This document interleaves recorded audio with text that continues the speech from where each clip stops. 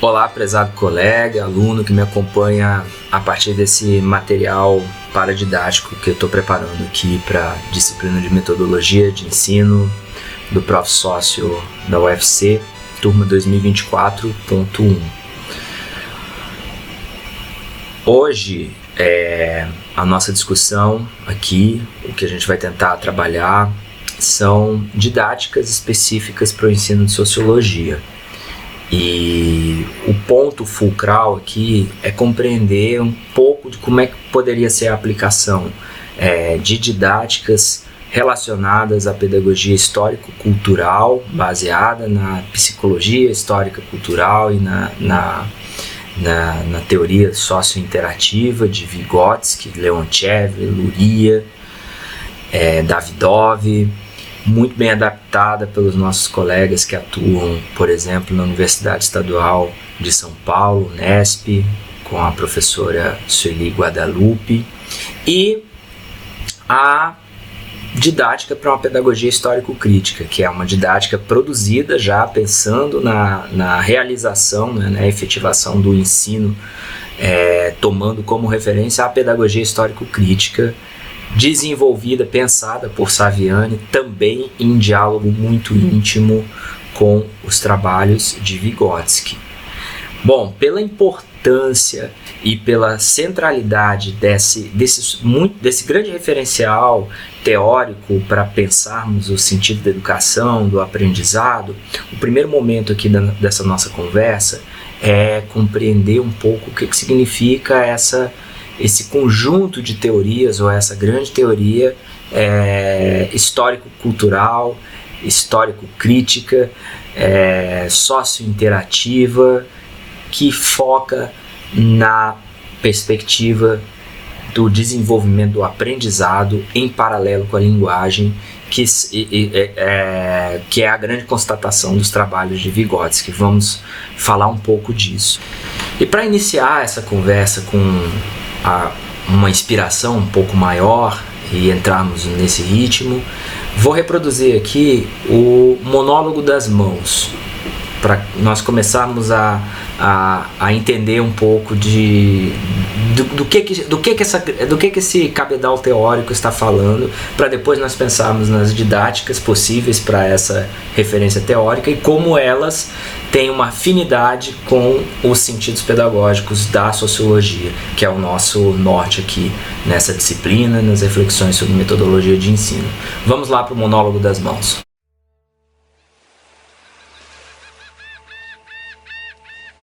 Para que servem as mãos?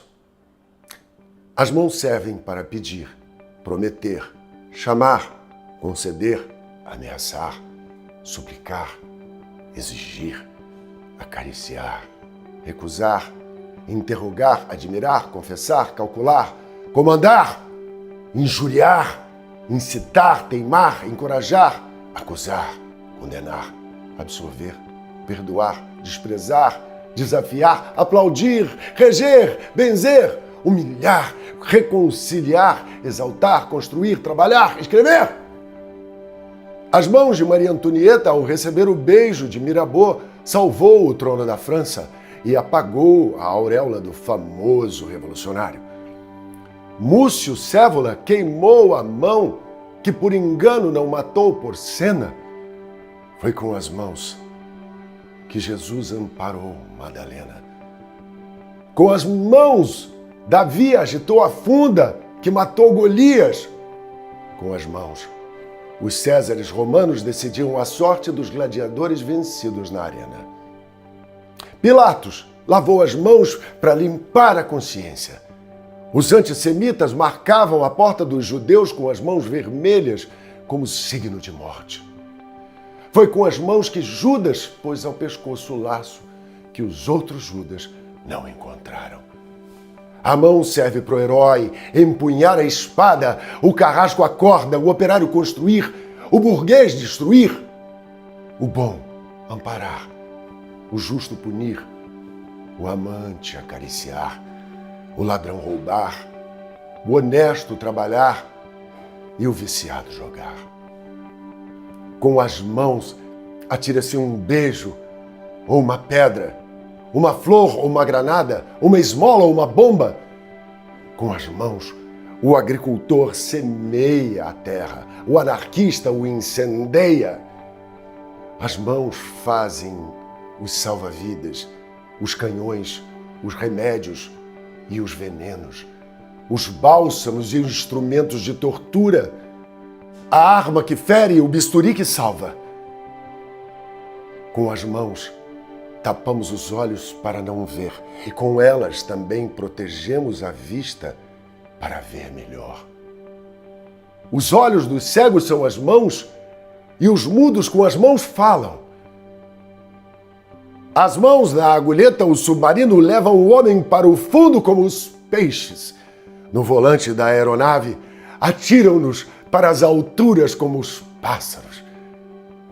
O autor do Homo Rebus lembra que a mão foi o primeiro prato para o primeiro alimento, o primeiro copo para a bebida, a primeira almofada para repousar a cabeça, a primeira arma, a primeira linguagem.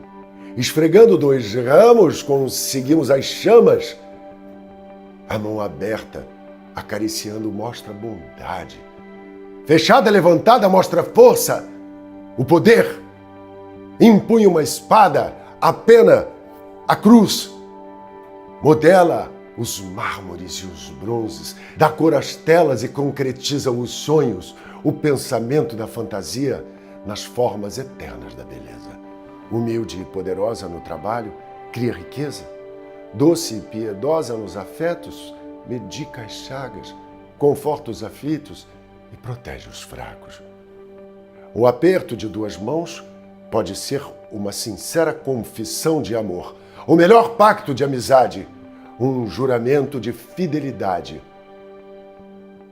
O noivo, para casar-se, pede a mão de sua amada. Jesus abençoava com as mãos. As mães protegem os filhos, cobrindo-lhes com as mãos as cabeças inocentes. Nas despedidas, a gente parte, mas a mão ainda fica muito tempo agitando um lenço no ar, um adeus. Com as mãos limpamos nossas lágrimas e as lágrimas alheias. E nos 2 extremos da vida, quando abrimos os olhos para o mundo e quando o fechamos para sempre, ainda as mãos prevalecem. Quando nascemos, para nos levar à primeira carícia do primeiro beijo, são as mãos maternas que nos seguram o corpo pequenino. E no fim da vida, quando os olhos fecham e o coração para, o corpo gela e os sentidos desaparecem, são as mãos, ainda brancas de cera, que continuam na morte as funções da vida. E as mãos dos amigos nos conduzem e as mãos dos coveiros nos enterram. Esse foi o monólogo das mãos de Giarone, imortalizado por Procópio Ferreira, tão bendito tantas vezes por Bibi Ferreira, sua filha, e o extraordinário Lúcio Mauro tinha esse trunfo em suas mãos para encantar sempre as plateias que o aplaudiram. E com as mãos, hoje eu me despeço de vocês com o de sempre anzol e um queijo, um abraço e um beijo, e juntas eu agradeço a presença de vocês aqui no nosso canal Nelson Freitas Oficial. Até semana que vem.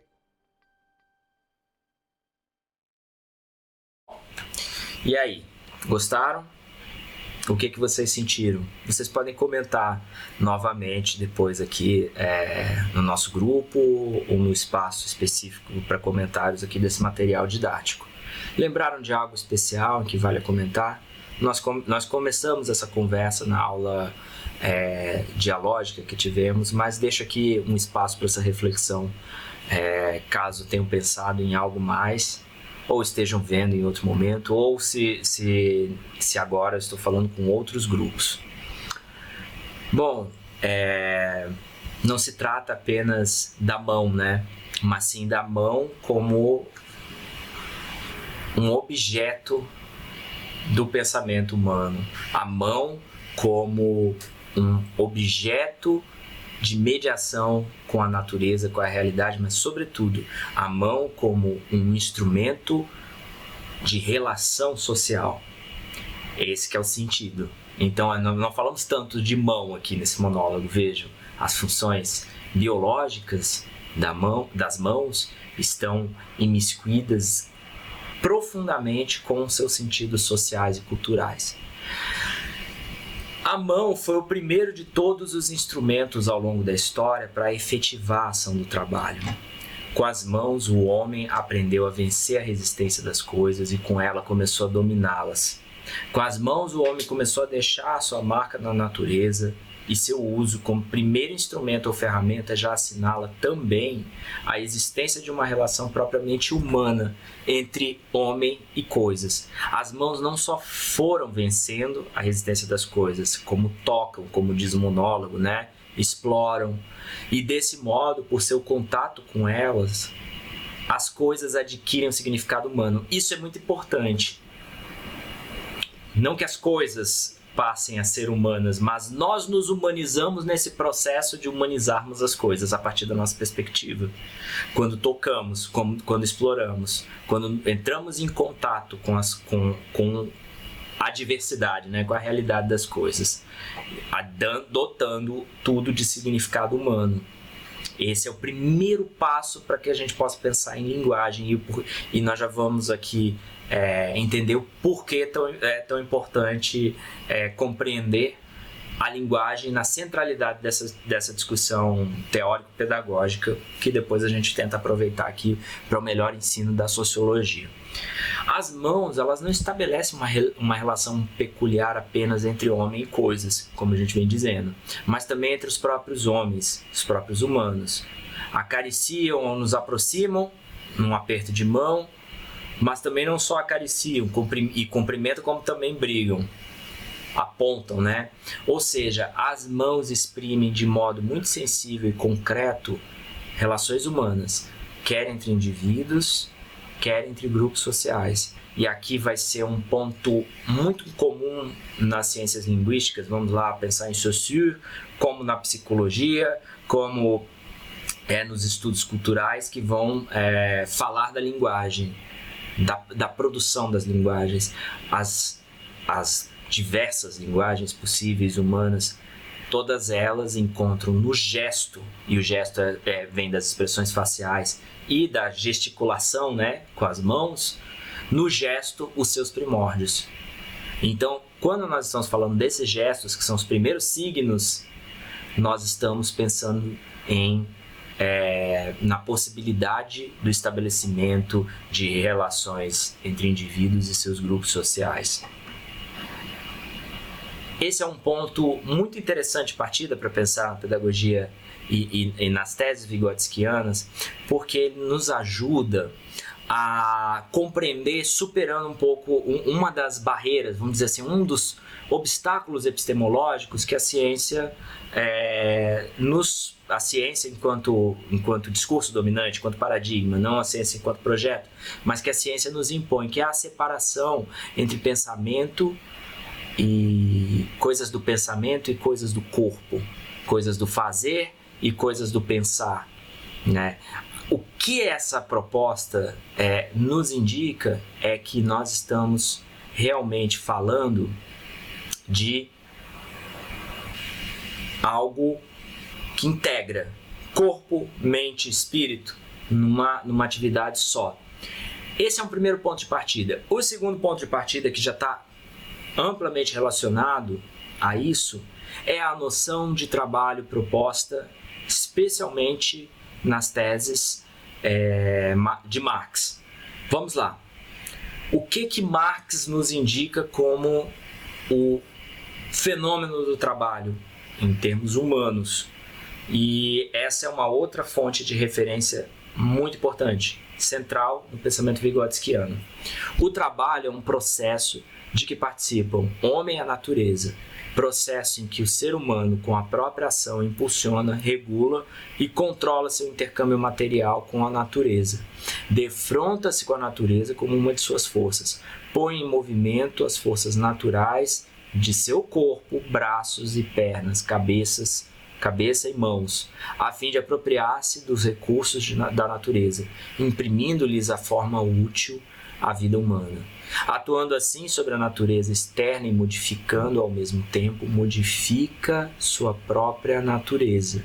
Esse ponto é muito importante, que ao atuar sobre a natureza externa, modificando-a, ao mesmo tempo modifica sua própria natureza, desenvolve as potencialidades nela adormecidas e submete ao seu domínio o jogo das forças naturais. Esse é o processo social que caracteriza o trabalho. Então, o trabalho em Marx, para além da produção da própria subsistência, é aquilo que produz a própria subjetividade humana. É no processo de trabalho que se humaniza também. Nesse trabalho especialmente humano que carece de uma atividade que é anterior à atividade de modificação da natureza, de busca pelos recursos.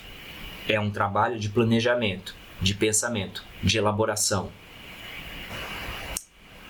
E é aqui que está provavelmente o cerne da discussão vygotskiana sobre o processo de aprendizado. Se não compreendermos primeiro essa chave, talvez a gente não consiga compreender bem por que nós aprendemos, não por características intrínsecas apenas, ou individuais apenas, mas nós só aprendemos quando estamos inseridos em um grupo social e, além de inseridos, quando interagimos nesse grupo. Interagimos com um sentido muito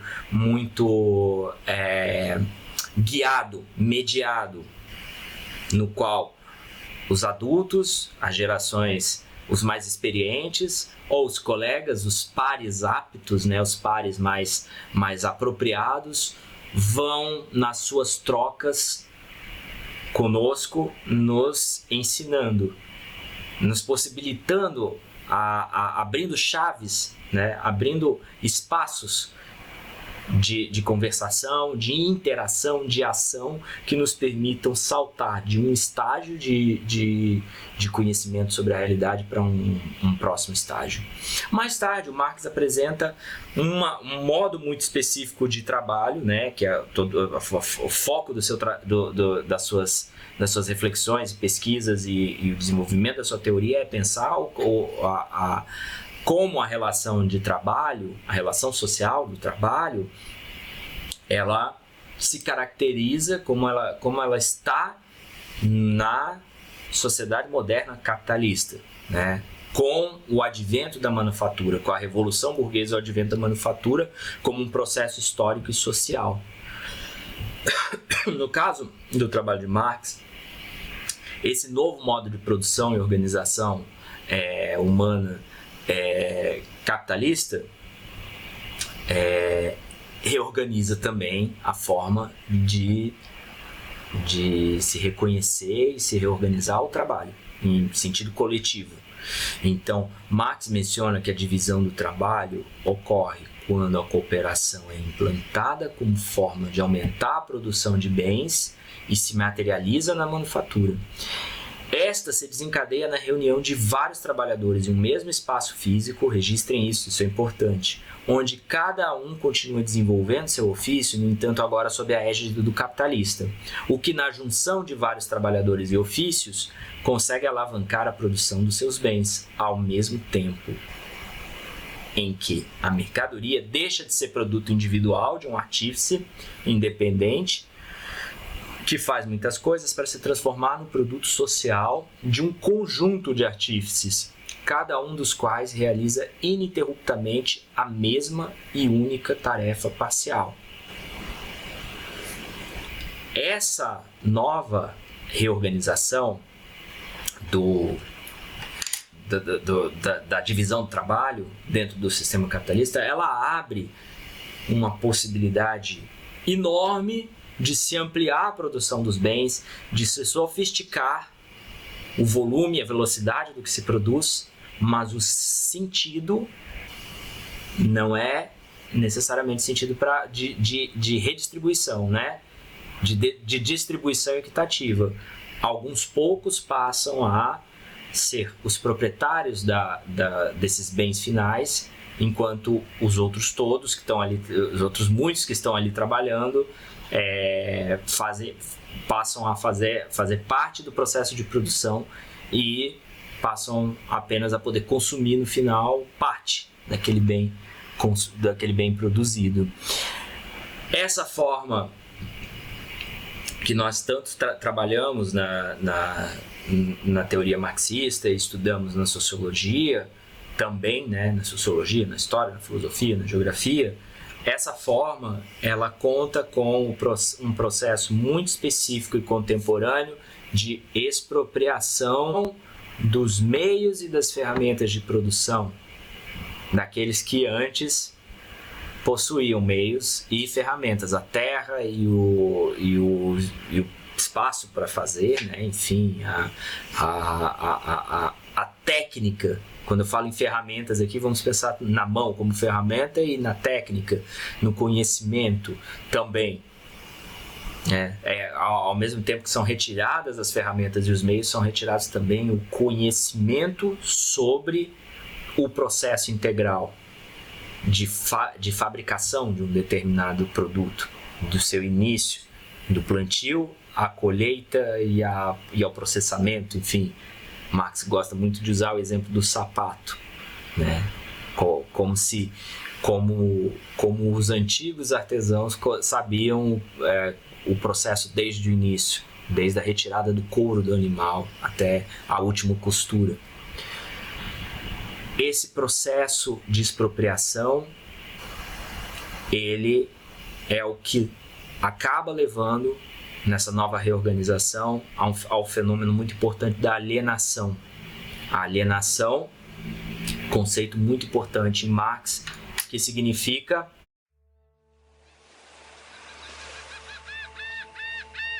Está começando mais um Sociologia Animada.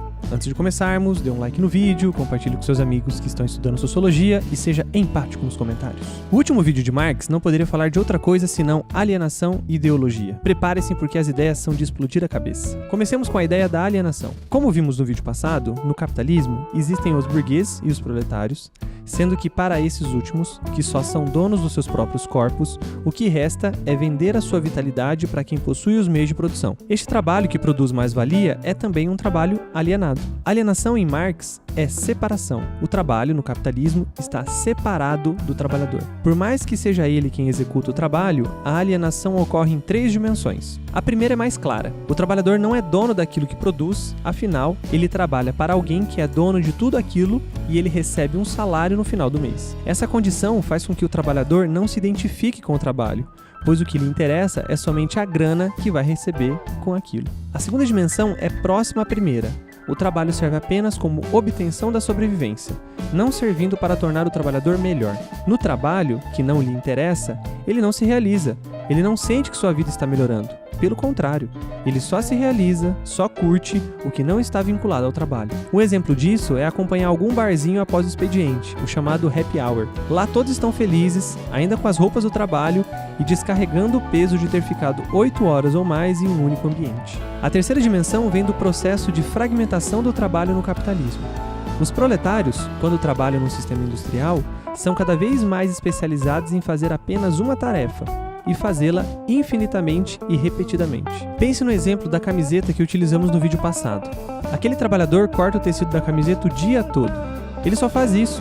Ele não sabe fazer a camiseta inteira. Portanto, ele realiza um trabalho fragmentado. Como gostar de fazer um trabalho assim? O desinteresse, a não realização e o foco somente na grana é uma realidade quase que óbvia diante desse trabalho. Infelizmente, Marx dirá que ninguém está fora desse tipo de trabalho. O trabalhador alienado é quase que hegemônico na sociedade capitalista. Podemos perceber ele acontecer desde a produção de coisas materiais, como carros, geladeiras, celulares, até no âmbito acadêmico, com pesquisas científicas, artigos científicos e descobertas. Ora, mas se todos estão alienados no seu trabalho, por que continuamos a trabalhar assim? Nós continuamos satisfeitos com essa condição por conta da ideologia. O que é isso? Ideologia, segundo Marx, é como se fosse uma máscara da realidade. A ideologia é uma inversão de como as coisas estão postas. A ideologia funciona para esconder como as coisas realmente são. São vários os instrumentos usados pela ideologia: música, filmes, livros, leis, religião, cultura, jogos, hábitos alimentares. Tudo isso pode funcionar para esconder a realidade da vida material. Quer um exemplo? Você, antes de querer ou comprar um celular da maçã, pensou nas péssimas condições de trabalho dos chineses que produzem esse celular? Antes de comprar uma roupa em uma loja de departamento, já pensou nas costureiras bolivianas que estão escravizadas para produzir essa roupa barata? Não, claro que não. E por quê? Porque interessa a nós é a marca, o estilo, o design, o corte, o gosto, o luxo, a diversão. Ou seja, tudo aquilo que esconde como a coisa realmente está sendo feita. A ideologia nos pega profundo. Todos nós sonhamos com coisas que podemos comprar. Esperamos o salário do final do mês na intenção de gastar com aquele objeto há tanto tempo desejado. Nós cansamos de ficar horas e horas sentados na frente do computador, fazendo relatórios que ninguém vai ler, mas o que importa é o que no final do mês um salário me espera. E esse salário já está prometido. Aquela viagem, aquele celular, aquela roupa, aquele carro. Uma vez comprado o objeto, entramos no mesmo ciclo novamente, odiando o trabalho, mas indo trabalhar para comprar as coisas que logo em seguida serão substituídas por outras. Triste condição a nossa, não? Como sair dessa?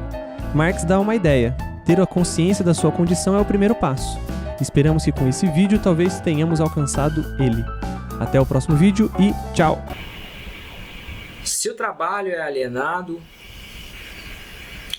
nós estamos também alienando a possibilidade da nossa humanização. Já que, lembrando, né? Nós, ao modificarmos a natureza externa com o uso desses meios, modificamos a nós mesmos, a nossa própria natureza e produzimos a nossa subjetividade. Então, o processo de alienação do trabalho é um processo de alienação não apenas de nós em relação ao produto do que produzimos, mas de nós em relação a nós mesmos. Esse é o fenômeno do que Marx descreve e é o fenômeno que nos ajuda também a compreender o que é possível fazer nas escolas contemporâneas para se resgatar esse aprendizado mais integral dos sujeitos. E é nesse cenário que nós vamos... Nesse cenário não, mas é sob essa referência teórica que nós vamos conhecer o desenvolvimento desse trabalho gigantesco e genial de Lev Vygotsky, que apesar de ter morrido cedo, vejam, ele nasceu em 1896 e morreu em 1933, vítima de tuberculose. Vygotsky produziu mais de uma centena de textos, ensaios, artigos, livros, realizando pesquisas muito vultuosas. E ele desenvolveu, a partir dessas pesquisas, então aquilo que a gente pode hoje chamar de psicologia sociocultural ou teoria histórico-cultural. O centro dessa discussão é que Vygotsky compreende, né?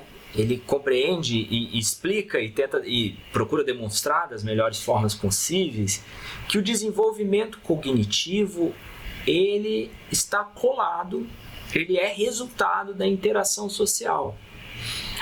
As crianças, elas só aprendem por meio de uma participação guiada.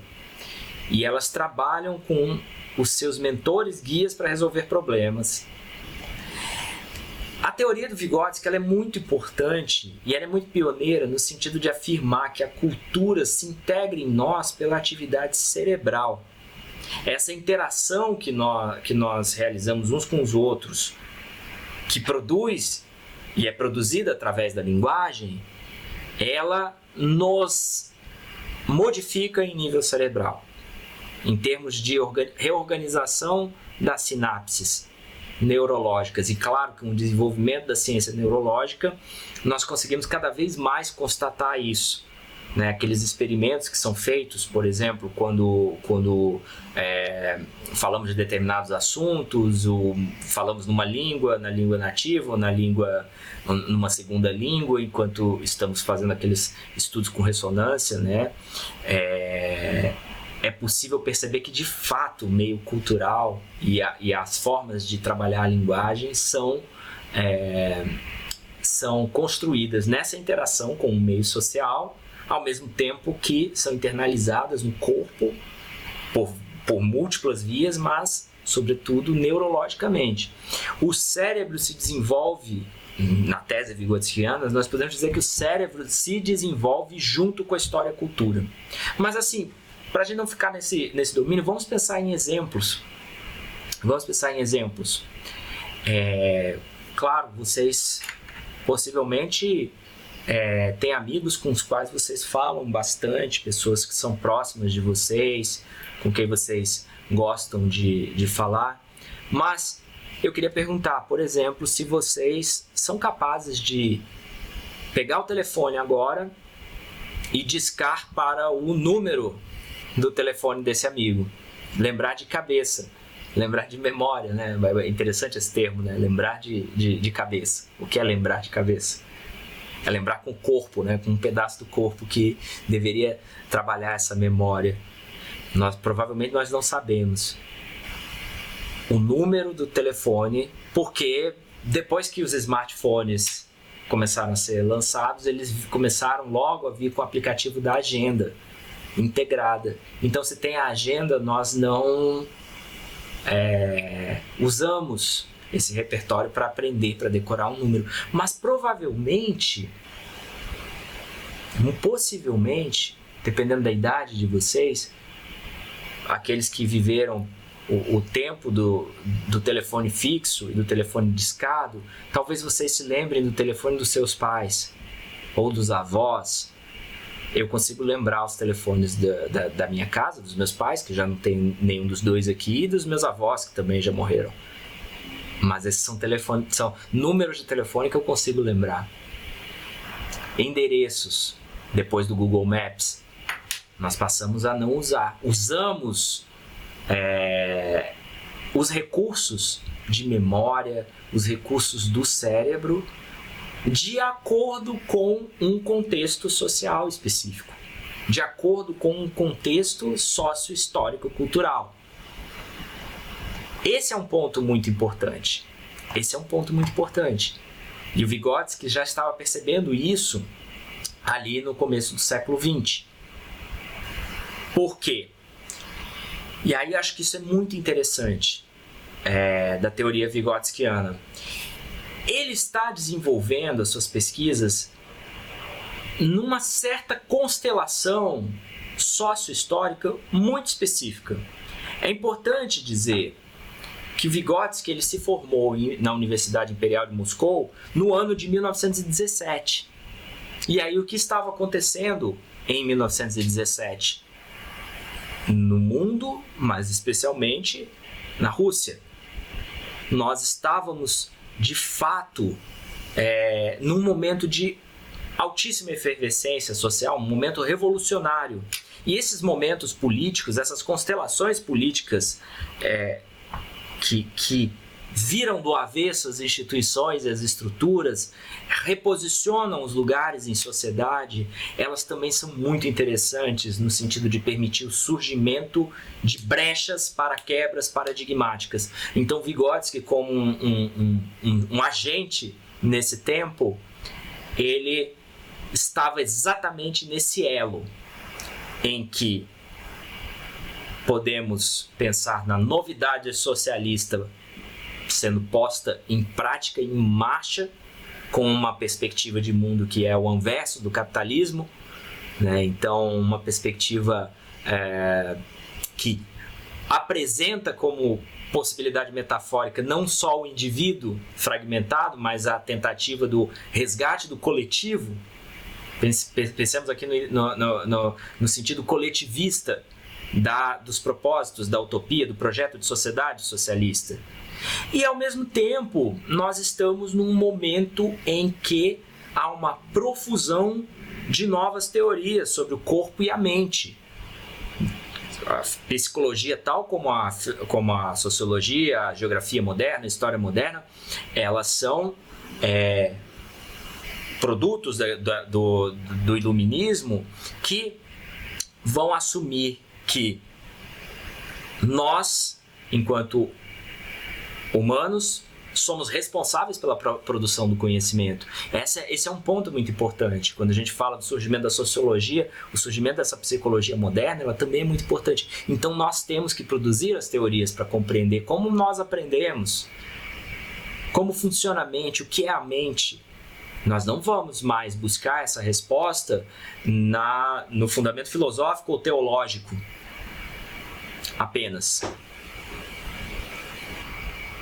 É importante que a ciência produza respostas, ou produza pelo menos ótimas perguntas para tentar solucionar esses mistérios. Nós somos lançados nessa senda. Então Vygotsky estava ali com seus contemporâneos. Pensemos, por exemplo, no que estão nos seus contemporâneos lá do outro lado do mundo, nos Estados Unidos. A gente tem nessa mesma época que nós temos ali o John Dewey. O Vygotsky vai ser um leitor de John Dewey, a filosofia pragmática, que também está muito interessada nesse processo de interação, na ação em relação ao outro, como algo que produz o conhecimento, o fenômeno. Nós temos também aqui, paralelo a Vygotsky, né, e buscando desenvolver essas discussões sobre a mente, o corpo, a sociedade, nós temos o Piaget. Mas Vygotsky tem essa constelação política que também lhe proporciona um ponto extra para investir em teses do social na produção da mente. E o caso dele é o caso de maior sucesso nesse sentido. Ele incorporou muito bem a perspectiva histórica de Marx, compreendendo de fato que o movimento da história é que transforma a natureza humana em consciência e comportamento. Por isso que nós podemos dizer que essa frase que está marcada aqui no slide, né, que através dos outros nós nos tornamos nós mesmos, ela é uma boa síntese do que é essa teoria histórico-cultural de Vygotsky. Nós, de fato, só somos capazes de aprender, de conhecer e aprender e pensar com eficiência, e nos pensarmos quando desenvolvemos ferramentas específicas para isso. E essas ferramentas são as ferramentas da linguagem. Linguagem essa produzida no meio social. Não há linguagem, há uma incorporação individual da linguagem, de fato, mas não há linguagem produzida individualmente. Talvez uma forma muito legal de se aproximar desse autor e compreender o poder desse par, linguagem, interação e aprendizado e conhecimento, pensando, por exemplo, na contribuição da pedagogia baseada na teoria histórico-cultural para a chamada hoje educação inclusiva. Pensemos, por exemplo, em como a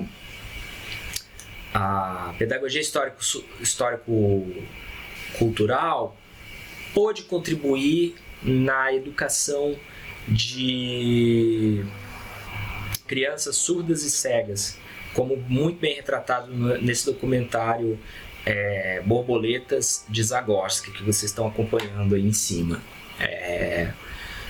No Borboletas de Zagorski, de 1990, produzido pela BBC, nós temos assim crianças surdas e cegas que são instruídas por professores que acompanham elas desde o momento que acordam até o momento em que vão dormir, e a linguagem, eles acabam aprendendo a linguagem numa interação que é tátil, que passa por por sons, por vibrações, por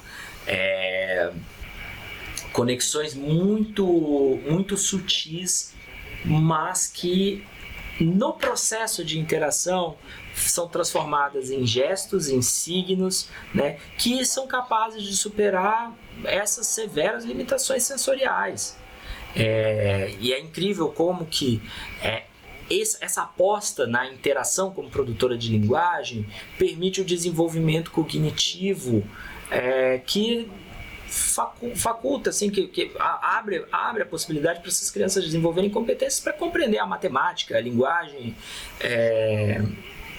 e a partir daí não só elas aprendem, como elas começam a ensinar umas às outras e a criar em interação novos códigos, novas intenções e a magia, né? E a magia, não, a dádiva que é poder se expressar. Isso só é possível também em um contexto em que há uma aposta na qual esses sujeitos são também sujeitos dignos dessa cidadania. São sujeitos que devem ter o direito a esse tipo de cidadania. Em nossas conversas, muitos de vocês têm me relatado, né, como é desafiador trabalhar com estudantes, ensinar para estudantes que têm condições especiais, que são portadores de necessidades especiais, né? Pessoas com necessidades especiais. Cada vez mais as escolas estão recebendo, acolhendo. Isso tem a ver com um projeto de sociedade lançado desde a redemocratização no Brasil.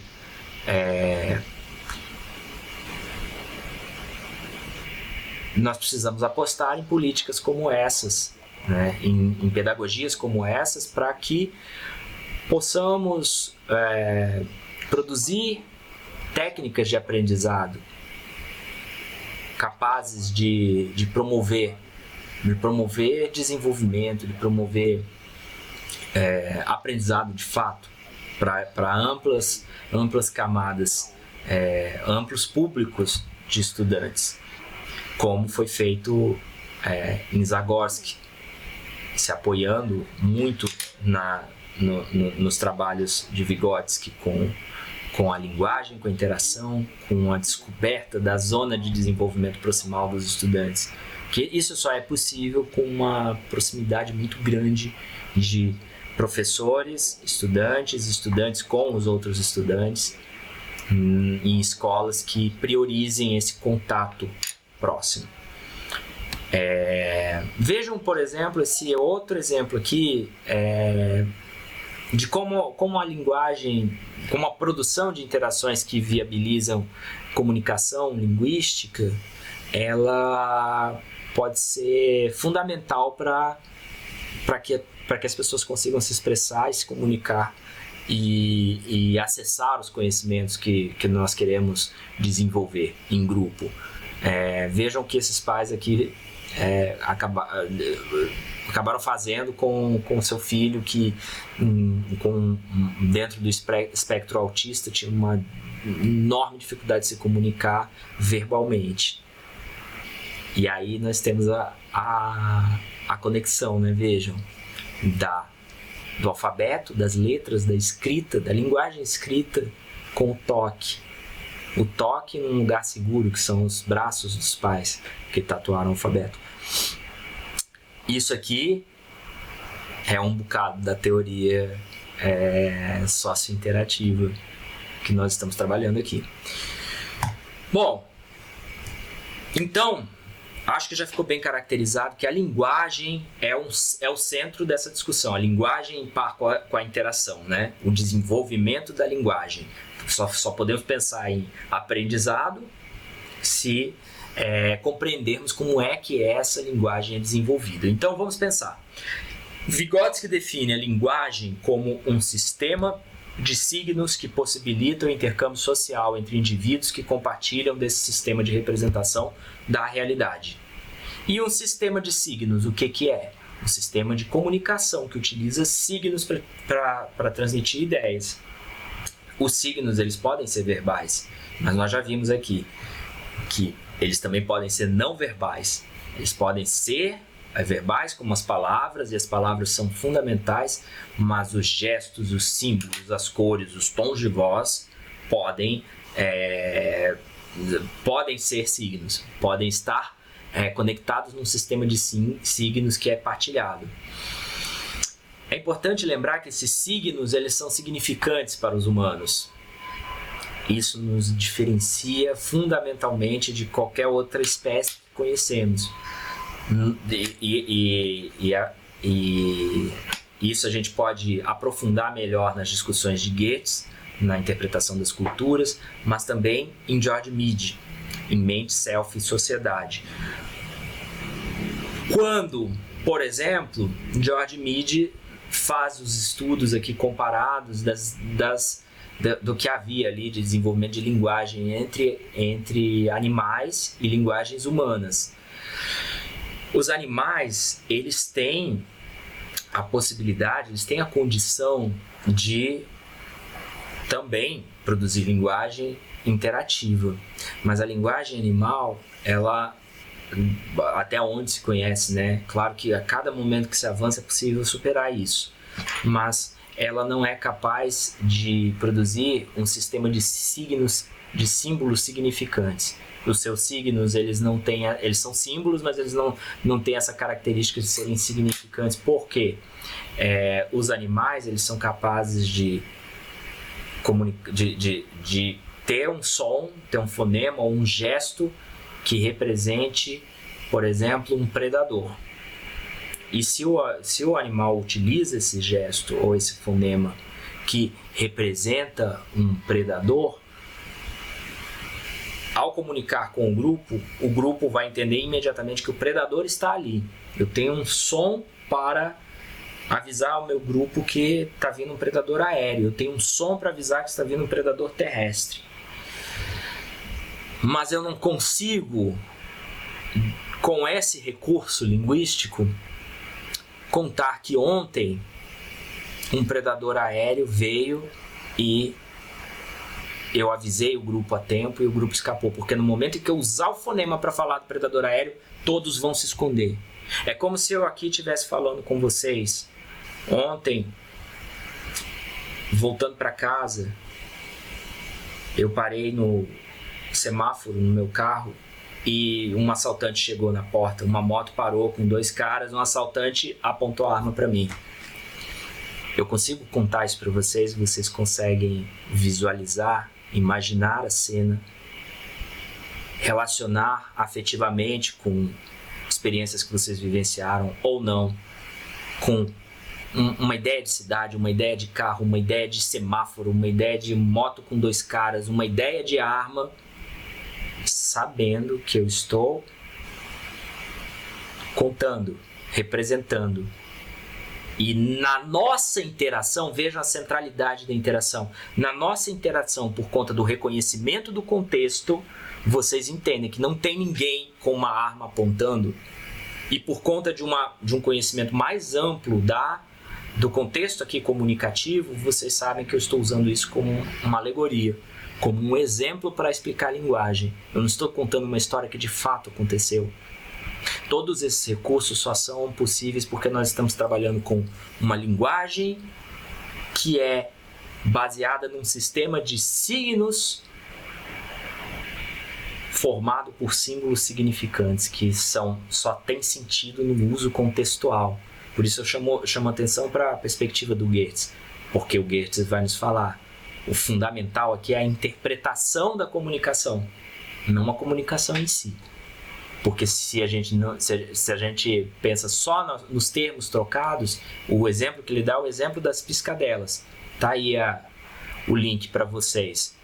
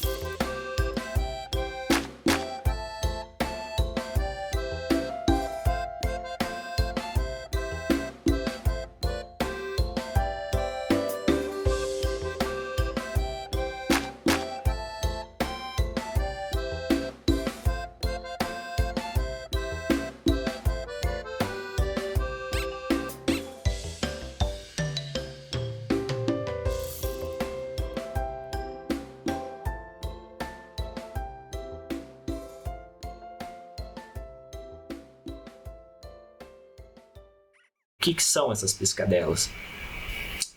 Fantástico, não é? A nossa língua é um sistema de signos que usa palavras para expressar suas ideias. Outros exemplos de sistemas de signos incluem a escrita, o alfabeto de surdos e mudos, os ritos simbólicos, as formas de polidez, os sinais militares, enfim. Aqui é toda uma ciência nesse sentido. Mas é importante dessa discussão destacar o seguinte, que é somente através da linguagem que o trabalho humano, voltando lá para a noção de trabalho, assume aquelas características humanizadas e pensadas por Marx. Nosso trabalho depende do desenvolvimento dessa linguagem. E aí, quem vai nos explicar melhor isso é o Luria, um dos principais desenvolvedores, contemporâneo, colega do Vygotsky, que vai sofisticar, depois da morte principalmente de Vygotsky, esse desenvolvimento da teoria histórico-cultural. O que ele nos diz? Luria nos diz o seguinte, peguei esse trecho aqui também, deixo a recomendação para vocês do livro de Gilmária Benírio da Silva e do nosso querido João Luiz Gasparin, que é a mediação pedagógica em Vygotsky, Comênio, Herbert Dewey e Skinner. Luria nos diz, a preparação dos instrumentos, que às vezes subentendia também a divisão natural do trabalho, por si só já mudava radicalmente a atividade do homem primitivo, distinguindo-a do comportamento do animal. O trabalho desenvolvido na preparação dos instrumentos já não é uma simples atividade determinada por motivo biológico, imediato, a necessidade de alimento. Por si só, a atividade de elaboração da pedra carece de sentido e não tem qualquer justificativa em termos biológicos. Ela adquire sentido somente a partir do uso posterior do instrumento, preparado na caça, ou seja, exige, juntamente com o conhecimento da operação a ser executada, o conhecimento do futuro emprego do instrumento. É esta condição fundamental que surge no processo de preparação do instrumento de trabalho e pode ser chamada de primeiro surgimento da consciência. Em outros termos, a primeira forma de atividade consciente. Torna-se claro que a atividade consciente do homem não é o produto do desenvolvimento natural de propriedades jacentes no organismo, mas o resultado de novas formas históricos-sociais da atividade de trabalho. Então aqui nós temos uma junção daquela reflexão de Marx de Engels, né, sobre o que diferencia a forma de trabalhar, por exemplo, da forma das abelhas trabalharem, que é essa ideia do planejamento, da expectativa futura, de uma imaginação do que seria o resultado do nosso trabalho prévia ao emprego desse trabalho, né? E aí os caminhos podem ser múltiplos, né? E claro, nós podemos nunca fazer uma casa tão bem feita quanto a colmeia da abelha, tão perfeita nas suas formas. Mas as abelhas não sonham com suas casas e com os sentidos dela, em suas vidas, em seu futuro, nas suas relações. É disso que nós estamos falando. Na imaginação nós podemos construir os maiores palácios. Isso está relacionado com a forma como nós estamos dispostos nos meios. Esse exemplo da casa ele é muito interessante, porque a casa, o abrigo, a comida são necessidades biológicas, humanas. A forma como nós as fazemos, né? A forma como nós realizamos, construímos as casas, elas diferem culturalmente, socialmente e no tempo, porque nós estamos condicionados a produzirmos, a pensarmos a partir desse sistema de signos, de símbolos significantes que partilhamos com os nossos contemporâneos. Essa é uma das principais constatações socioantropológicas que nós podemos trabalhar com os nossos alunos no ensino médio. Compreender que para as necessidades comuns, que são fechaduras comuns, existem chaves diversas.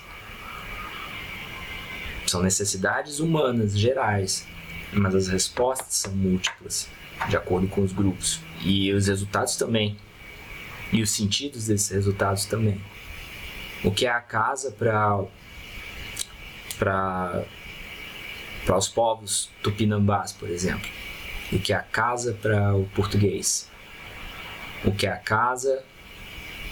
Qual que é o espaço da cidade? O que significa a aldeia? Como é que nós nos organizamos? Por que nós temos condição, por exemplo, fisiológica de nos alimentarmos de um cachorro, mas não fazemos? Enquanto em outros lugares do planeta há condições fisiológicas de se alimentar de gado e não se faz.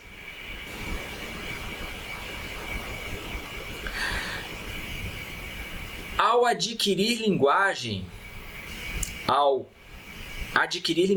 por meio dessas trocas, imediatamente nós desenvolvemos 3 consequências imediatas da aquisição da linguagem, que é muito importante destacar.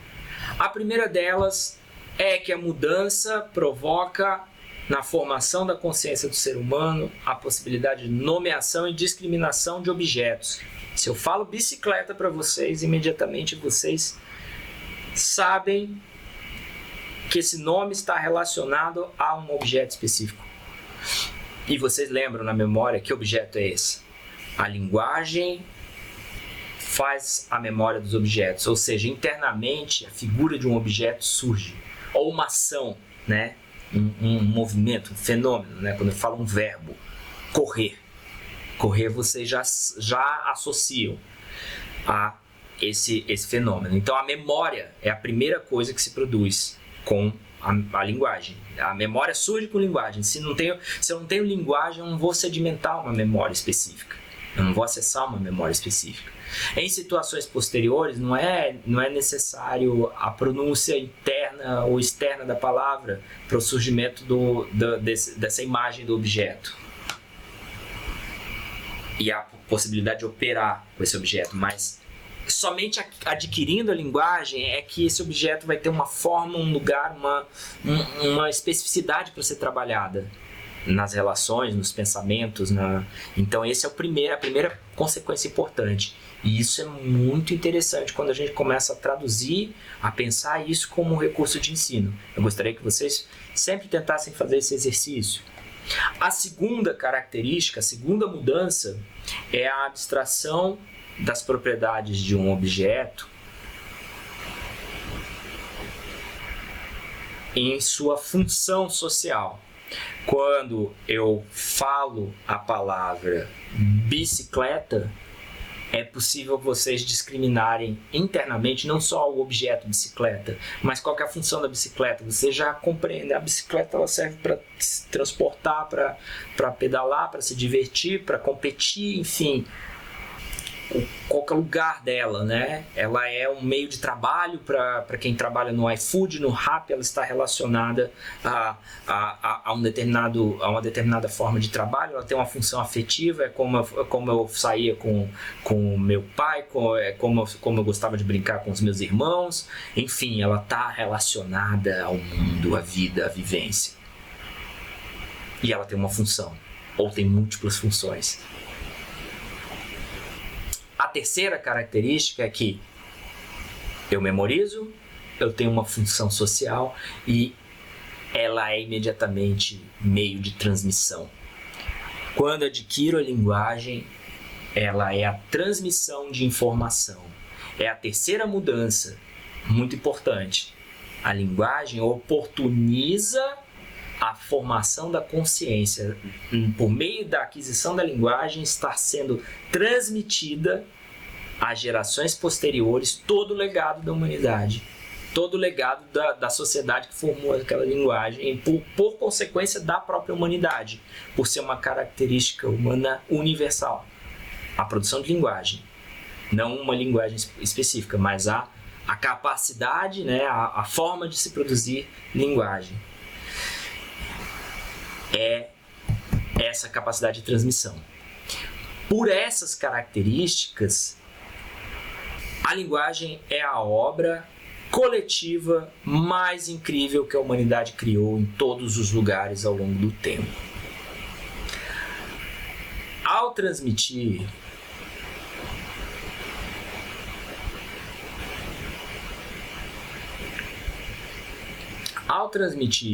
a informação mais complexa produzida ao longo de muitos séculos de prática sociocultural, a linguagem permite aos humanos assimilar a experiência e, por meio dela, dominar um ciclo imensurável de conhecimentos, habilidades e modos de comportamento, que, em hipótese alguma, poderiam ser resultado da atividade independente de um indivíduo isolado.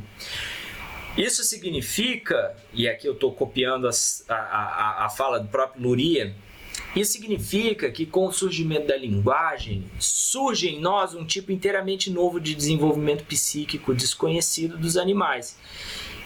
E que a linguagem é realmente o meio mais importante de desenvolvimento da consciência. Nós podemos considerar que o trabalho, voltando lá naquela fonte inicial de referência aqui para o desenvolvimento dessa teoria, que o trabalho é a principal fonte de transformação do homem e da natureza, e que por meio do uso da fabricação de instrumentos, nós podemos avançar no desenvolvimento psíquico e adaptar a natureza às necessidades, às nossas necessidades. Com esse processo de trabalho, é paralelo, é ao mesmo tempo, é simultâneo, mas com esse processo surge a necessidade imediata de comunicação entre nós. Assim, a linguagem surge como um meio de comunicação entre os homens e sua vida em grupo, e por meio desse ferramental, né, linguístico, o homem toma consciência do mundo que o cerca. Com todo esse processo de entender o trabalho como uma atividade consciente, exclusivamente humana, possibilita pensar o trabalho como um mediador que o professor executa em sala de aula, com a intenção de transmitir, reconstituir os conhecimentos aos alunos, para que os alunos se apropriem dos conhecimentos produzidos ao longo da história humana. E aí, gente, por que a gente chega até aqui e demarca essa posição? Porque toda vez que vocês vierem a ouvirem que essa pedagogia ela trabalha muito com a atividade, é muito importante ter atividade. Por que é muito importante ter atividade? É por conta dessa função intrínseca da atividade relacionada à aquisição de linguagem. Trabalho, vamos dizer, se a linguagem está colada ao aprendizado, a linguagem também ela está imediatamente relacionada ao trabalho humano. Então, quando nós falamos que é preciso ter atividade, que não se aprende se não tiver ação, atividade por parte do aluno, é disso que nós estamos falando. É nesse nível de atividade. Não é qualquer atividade, não é um mero exercício. É um trabalho de transformação da natureza e transformação de si. A humanidade no indivíduo. Isso é a humanidade no indivíduo. Nós podemos, de fato, né, se está relacionado ao trabalho, à interação social, reafirmamos aqui que a perspectiva histórico-cultural da psicologia é uma psicologia que tem uma epistemologia fundamentalmente sociológica. Sociológica no sentido de compreender que é o social em nós que nos possibilita sermos o que somos. Voltando lá à frase sintética de Vygotsky, né? Através dos outros nos tornamos nós mesmos. Esse é o nosso ponto especial de partida. Se vocês tiverem intenção de avançar na discussão vigotskiana sobre essa relação entre pensamento e linguagem, eu recomendo o livro que talvez seja a principal obra de Vygotsky, que é Pensamento e Linguagem. Né? Nesse livro ele chega a algumas das suas principais teses, por exemplo, de que o significado das palavras muda ao longo da infância e que existem etapas nessa evolução, que os conceitos científicos das crianças se desenvolvem de forma muito única em comparação com os conceitos espontâneos, e que a escrita tem uma função psicológica e linguística em relação ao pensamento. Esse é um grande trabalho que estuda de modo muito sistemático e experimental essa relação entre pensamento e linguagem. E o Vygotsky aqui ele apresenta resultados de fato de experiências sobre como que isso se dá. Por isso que a gente consegue mais tarde, né, eu digo assim, os teóricos dessa área, os pensadores da educação conseguem desenvolver didáticas para esse tipo de teoria. E aí vamos pensar agora, vamos começar a pular para a próxima parte da discussão, que é, bom, tomando esses grandes princípios teóricos como referência, como é que a gente começa a pensar numa didática? Então vamos primeiro para essa síntese aqui, vigotskiana. Mais do que agir, é preciso interagir. Isso é um ponto de muita inflexão aqui na teoria vigotskiana. A interação ela é fundamental. Sem interação não se desenvolve a aprendizagem. E aquilo que parece individual é sempre construção em relação ao outro coletivo. Tudo está impregnado de trocas coletivas.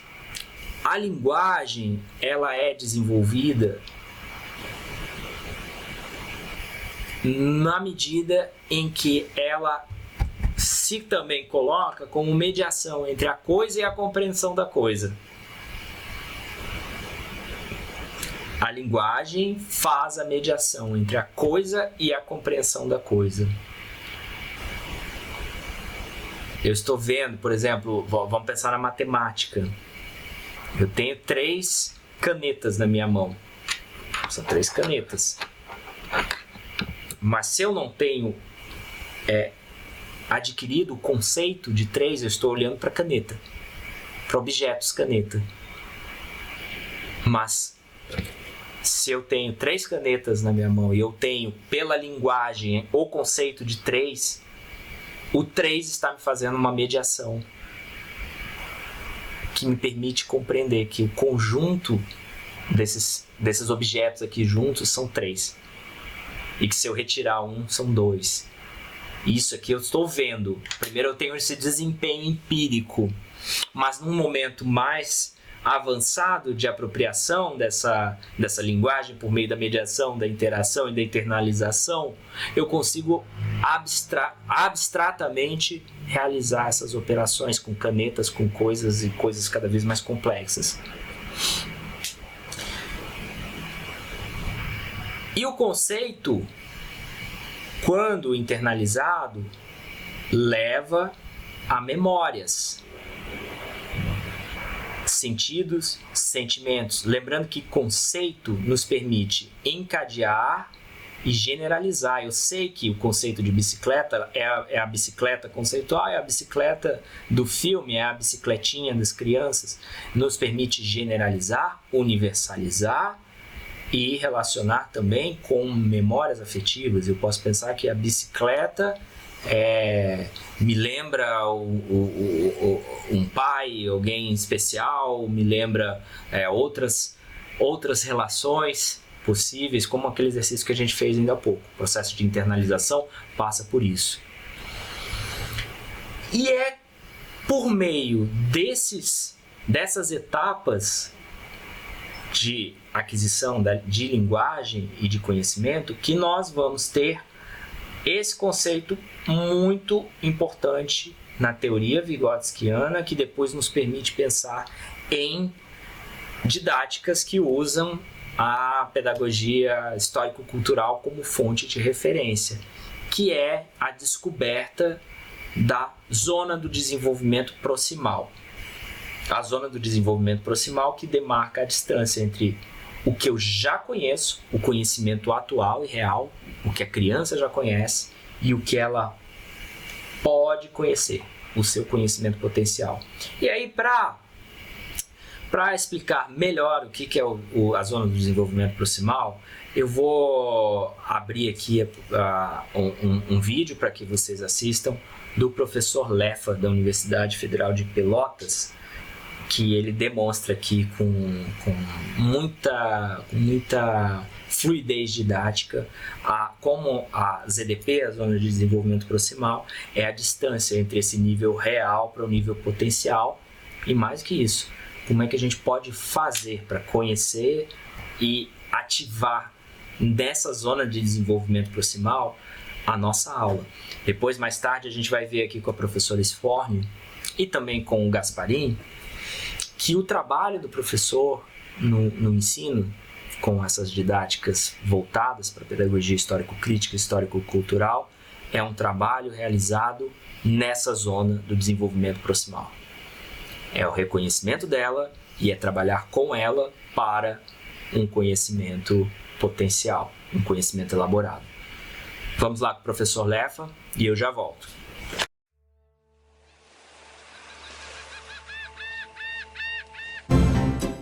A Zona de Desenvolvimento Proximal, ZDP, proposta por Vygotsky na primeira metade do século passado, constitui a essência da sua teoria de aprendizagem. Vygotsky, em sua curta existência, foi contemporâneo de Piaget e dividiu com ele convergências e divergências teóricas. A ZDP é um exemplo de divergência. Toco nesta questão da divergência porque ela ajuda bastante a entender o que é a ZDP.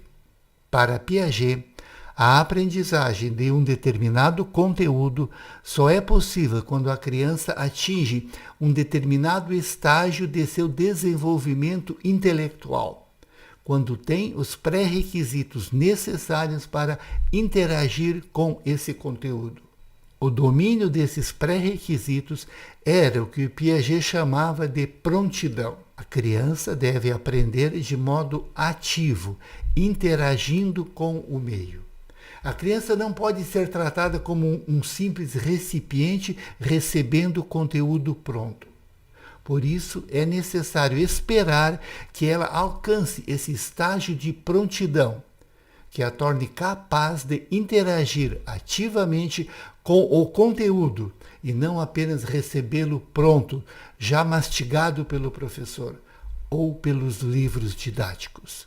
O ponto comum entre o conceito de prontidão e o conceito de ZDP é que ambos pressupõem um aprendiz ativo, que não precisa e nem deve ser alimentado na boca pelo professor. Mas há também uma diferença muito grande aqui. E é essa diferença que vai nos ajudar a compreender o que é a ZDP. De acordo com o conceito de prontidão, a aprendizagem envolve um olhar retrospectivo, voltado para o passado do aprendiz, ou seja, procurar descobrir o que ele já aprendeu, o que ele já sabe, por quais estágios de desenvolvimento ele já passou. A ZDP é o contrário. Não é um olhar retrospectivo voltado para trás, mas um movimento prospectivo em que se olha para frente.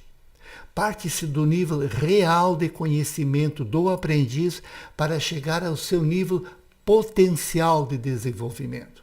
Nas palavras de Vygotsky, a ZDP permite delinear o futuro imediato da criança. Vamos aprofundar e debater um pouco mais o conceito de ZDP, usando ainda as palavras de Vygotsky.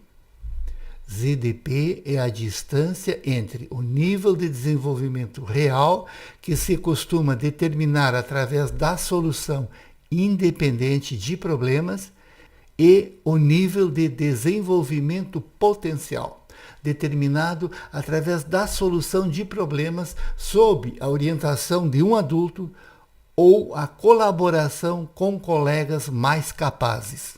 A questão fascinante que se coloca aqui é de que maneira vamos transportar esse aprendiz do seu nível real para o seu nível potencial de desenvolvimento.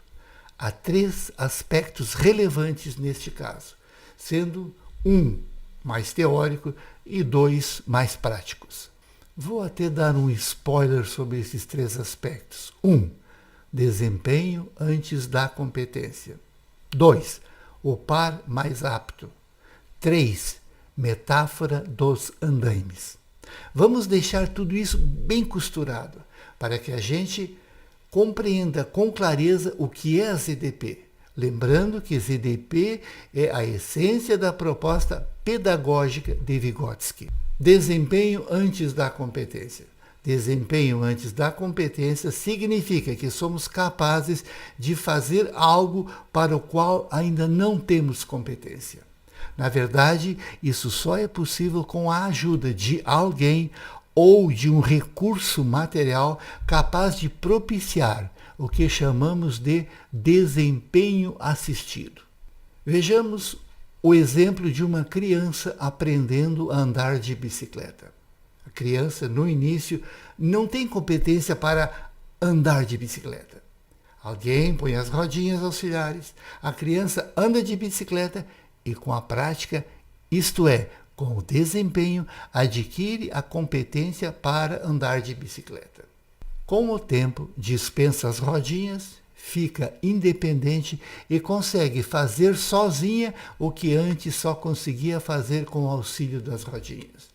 Isso é desempenho antes da competência, ou seja, a prática constante, o desempenho auxiliado pelas rodinhas acaba levando à aquisição da competência. O par mais apto.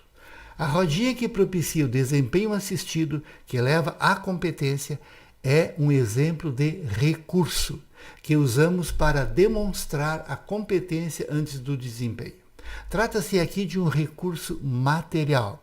Existem também os recursos humanos, como professores, tutores e o par mais apto. O par mais apto é o colega mais capaz com quem o aprendiz interage e de quem recebe explicações sobre o conteúdo estudado. Investigações realizadas com aprendizagem mediada por pares mostraram que não só os alunos tutorados, como também os alunos tutores podem ser beneficiados. Metáfora dos andaimes. Uma das metáforas mais usadas para explicar a teoria de aprendizagem com base em Vygotsky é a dos andaimes. Todo mundo sabe o que são andaimes, aquelas estruturas montadas durante a construção do prédio e que são retiradas quando a obra fica pronta, como acontece com as rodinhas da bicicleta, quando a criança se torna um ciclista proficiente. Esses andaimes teóricos são construídos com base na experiência prévia do aluno, no seu conhecimento de mundo, ou seja, no seu nível real de desenvolvimento. Nesse contexto, o papel do professor não é o de distribuidor de conteúdo, mas o de facilitador da aprendizagem, ou seja, o professor como montador de andaimes. Esses andaimes propiciam ao aprendiz o desempenho assistido de que ele precisa para vencer a distância que vai do seu nível real de desenvolvimento ao seu nível potencial de desenvolvimento. A beleza da ZDP é de que todos nós podemos agir acima da nossa competência, não só na escola, mas também fora dela. Naturalmente é mais frequente na escola, onde, por ser um espaço essencialmente de aprendizagem, somos mais solicitados a agir acima do nosso nível de desenvolvimento real. Na escola e na vida, o desafio é o mesmo: começar com desempenho assistido, o que ainda não conseguimos fazer de modo independente, e repetir o desempenho até adquirir a competência necessária para fazer a tarefa de modo autônomo. Gente, esse foi mais um vídeo do canal Epifanias em Linguística Aplicada, com vídeos para quem trabalha com a linguagem. Se gostou, dê seu like e compartilhe nas suas redes. Para acessar... Bom, pessoal, fechando aqui esse primeiro ciclo da aula, estou deixando na pasta da bibliografia complementar para quem se animou com essas discussões do Vygotsky. Espero que sim, espero que tenha feito sentido para vocês. Esse material complementar, que é um compêndio de diversos ensaios, textos, trechos das principais obras e pesquisas, entrevistas, recortes biográficos, que se chama O Essencial de Vygotsky, uma seleção de escritos. Eu ainda não completei a leitura desse livro, mas estou adorando até onde alcancei. Creio que já é momento de partilhar ele com vocês. Faço assim muito gosto dessa leitura e creio que a gente tem muito a aprender nesse diálogo com o campo da teoria psicológica, das teorias pedagógicas, para pensar em como podemos sofisticar o ensino de sociologia.